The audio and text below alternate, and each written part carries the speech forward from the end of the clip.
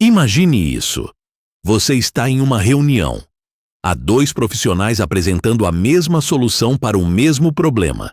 Dados idênticos, números iguais, propostas praticamente gêmeas. Mas quando o primeiro fala, todos dormem. Quando o segundo fala, a sala quer assinatura embaixo. A diferença não está na informação. Nunca esteve. A diferença está em algo que a maioria das pessoas ignora completamente, mas que controla todos os seus resultados de persuasão. Algo que Aristóteles descobriu há 400 anos e que continua sendo a estrutura invisível por trás de toda comunicação que funciona. E aqui está o problema. Você provavelmente nunca aprendeu isso. Ninguém te ensinou. Então você continua tentando convencer as pessoas enumerando fatos, esperando que a verdade bruta seja suficiente. Não é? A verdade não persuade ninguém sozinha. Então, como é que as pessoas realmente mudam de ideia? Como é que alguém consegue caminhar em uma sala e transformar uma decisão apenas abrindo a boca? Bem, tudo começa em um lugar que ninguém espera. Começa em você. Quando você perde antes de começar, pense em alguém que você não acredita. Pode ser um político, um influencer, aquele colega do trabalho que sempre está vendendo algo. Agora escuta o argumento dele. É lógico? Pode ser, mas você simplesmente não acredita. Algo dentro de você rejeita. E sabe qual é a coisa interessante? Você não consegue explicar por quê. Você só sente. Aristóteles chamava essa sensação de itas. Mas não é o que você pensa. Não é reputação. Não é aparecer confiante. Itas é muito mais profundo que isso. É a percepção instantânea de três coisas muito específicas sobre quem está falando. E aqui vem a parte que muda tudo. Essas três coisas são construídas em segundos, não em anos. A primeira coisa é credibilidade real. Você domina o que está falando? Isto é profundo. Não é conhecer fatos. É saber aplicar. É ter cicatrizes do mundo real. Um cardiologista que nunca fez cirurgia é diferente de um que fez 1000. Um empreendedor que fracassou e recomeçou é diferente de um que lê um livro sobre empreendedorismo. A diferença é perceptível. Então, quando você começa a falar, a primeira coisa que acontece é: essa pessoa está fingindo. Ou realmente sabe? E você sente a resposta instantaneamente. Mas aqui está o ponto que a maioria perde. Você não demonstra domínio enumerando detalhes. Você demonstra sabendo quais detalhes não importam. É saber quando ir fundo e quando deixar para lá. É fazer perguntas que mostram compreensão. Não só conhecimento. A segunda coisa é ainda mais importante. Você está sendo honesto comigo? Seus incentivos estão alinhados com os meus? Aqui é onde a maioria falha completamente. Um vendedor diz: este é o melhor produto para você. A pessoa pensa: claro que é, ele ganha se eu comprar. Mas e se o mesmo vendedor disser: honestamente, o concorrente tem esse ponto aqui que é melhor. Mas naquilo que importa para você, nós somos superiores. O que mudou? Ele mostrou que está disposto a dizer algo contra si mesmo para ser honesto. Quando você faz isso, você quebra a desconfiança. Porque ninguém desconfia de quem sacrifica algo próprio pela verdade. A terceira coisa é a mais invisível, mas talvez a mais poderosa. Você se importa comigo? Realmente? Ou está aqui só pelo seu ganho? Imagine um médico que te chama no consultório, olha seus exames e diz rápido: você precisa disso. Agora imagine outro que senta, explica cada resultado. Responde suas perguntas com paciência, admite incerteza quando há, e deixa claro que quer seu melhor resultado, não a venda mais fácil. Sente a diferença? Essa diferença é demonstrada através de pequenos gestos invisíveis. Tempo dedicado. Atenção aos detalhes que não servem para você convencer, mas servem para ela decidir melhor. É estar presente. A genuinamente se importar. Aqui vem a virada. Agora você tem credibilidade. Você é honesto. Você se importa. Significa que você vai convencer todo mundo? Não. Porque há uma segunda coisa acontecendo, ao mesmo tempo que ninguém está vendo. Enquanto você está falando, a outra pessoa está em um estado emocional específico. Ela tem medos, tem desejos, tem razões que ela mesma talvez não consiga articular completamente para o que ela decide. E aqui está o segredo que a maioria ignora. Você não muda esse estado emocional. Você trabalha com L. Aristóteles chamava isso de peitas. Mas a maioria entende errado. Acham que é manipular emoções, que é fazer a pessoa sentir medo, ou esperança ou raiva para conquistar. Não é? É o oposto. É reconhecer onde a pessoa já está. Digamos que você está tentando convencer alguém a começar um negócio. Essa pessoa tem medo. E se falhar? Agora você pode tentar convencer o medo, embora listando estatísticas de sucesso. Vai funcionar? Não. Porque você está lutando contra o medo dela, em vez de trabalhar com ele. Mas e se você dissesse? É arriscado. Pode fracassar. Pronto. Você acabou de descer para o nível emocional onde ela está. Agora você tem credibilidade real. E agora você continua. Mas aqui está a coisa que a maioria não sabe. Quem fracassa em negócio consegue se recuperar rápido se fizer X, Y, Z. Agora você está trabalhando com o medo dela. Não contra. Isso é peitas. A maioria das pessoas cria um único argumento emocional e tenta usar em todo mundo. Viva com paixão. Seja corajoso. Mas se você está falando com um contador que quer estabilidade, isso significa nada para ele. Se está falando com um criativo que quer liberdade, significa outra coisa. Se está com uma mãe que quer segurança, significa terceira coisa. O padrão que ninguém vê é que cada pessoa responde a argumentos diferentes porque cada pessoa já está em um lugar emocional diferente. O terceiro princípio que muda tudo, então você tem credibilidade. Você entende emocionalmente onde a pessoa está. Significa que está pronto? Ainda não, porque há uma terceira coisa que tem que estar perfeita. E é aqui que a lógica pura entra. Logos. Mas logos não é o que você pensa. Não é só estruturar bem o argumento. É a qualidade da argumentação em si. É não deixar brechas lógicas que sua audiência consiga explorar. É construir de tal forma que a conclusão pareça inevitável. Pense em um silogismo. Todos os homens são mortais. Sócrates é um homem. Portanto, Sócrates é mortal. Simples. Lógico. Funciona. Mas agora imagine isso. Aqueles que me criticam não me conhecem bem.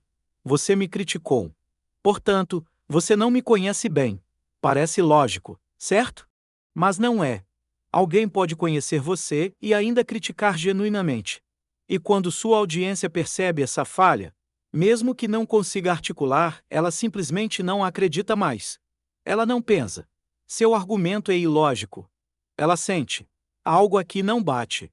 E tudo desmorona. É por isso que você pode ter credibilidade máxima, entender emocionalmente a pessoa, e ainda assim não convencer. Porque se o argumento base é furado, ninguém fica. Aqui está a coisa real sobre logos. Você não precisa de um argumento perfeito. Você precisa de um argumento que sua audiência consiga seguir sem perceber brechas. Você precisa começar de premissas que eles realmente acreditam. Se você partir de uma premissa que eles rejeitam, tudo que vem depois cai. Então, antes de começar, você tem que saber qual é a premissa que essa pessoa aceita. Qual é o primeiro degrau que ela consegue subir comigo? O momento que ninguém vê agora, aqui está a coisa que a maioria não percebe. Itas, peças e logos não são três coisas separadas. São três engrenagens de uma máquina. E a máquina só funciona se as três estiveram alinhadas. Se você tem credibilidade, mas seu argumento é fraco, a credibilidade desaparece. A pessoa pensa: ele é confiável, mas isso não faz sentido. Se você tem um argumento sólido, mas ninguém acredita em você, ninguém fica. Se você entende emocionalmente a pessoa, mas não estrutura bem a lógica, empolga por um momento e depois desmorona. O poder real só acontece quando os três funcionam simultaneamente. E quando funcionam, algo mágico acontece. A pessoa não se sente pressionada. Não sente manipulada. Ela sente que chegou à conclusão sozinha. Porque você construiu o caminho certo. E essa é a diferença entre quem consegue mudar mentes e quem não consegue. O detalhe que ninguém nota, mas aqui vem uma coisa que a maioria dos vídeos, cursos e livros sobre persuasão não dizem. O contexto muda tudo. Não existe uma fórmula única. Quando você está em um tribunal convencendo um juiz sobre algo que aconteceu, você precisa de logos dominante, provas, documentos, testemunhas. Lógica pura. O juiz não quer sua emoção. quer fatos. Mas quando você está em uma reunião de negócios, tentando convencer seu time sobre o que fazer no futuro, é totalmente diferente. Aqui você precisa de itas, peitas e logos trabalhando juntos. Porque o futuro é incerteza. E na incerteza, as pessoas precisam confiar em você. Precisam entender que você se importa. Precisam que a lógica faça sentido. E quando você está em um discurso falando sobre valores, sobre quem as pessoas devem ser, é outra coisa ainda. Aqui itas e peitas dominam, porque você não está argumentando fatos. Está tocando em identidade. Mas a maioria das pessoas tenta usar a mesma estratégia em todos os contextos. Tenta ser judiciário em um contexto que pede deliberativo. Tenta ser epidítico em um contexto que pede lógica pura. É como tentar abrir uma porta com a ferramenta errada. O erro que destrói tudo, e agora vem o erro mais comum que destrói 90% das tentativas de persuasão. Você pode ter itas perfeito, pode entender a emoção da pessoa. Pode ter um argumento sólido, mas errar na ordem, na sequência. Aristóteles era cristal claro sobre isso. Você começa de onde o seu ouvinte está, não de onde você quer que ele chegue. A maioria das pessoas começa tentando provar seu ponto. Lança os dados, estrutura o argumento, espera que seja suficiente. Mas se você não estabeleceu o contexto, se não demonstrou credibilidade, se não reconheceu onde a pessoa está emocionalmente, tudo que você faz é gritar no vazio. É como tentar convencer alguém que o céu é azul, quando ela está em um bunker sem janelas. Você precisa tirar ela do bunker primeiro. Depois mostrar o céu.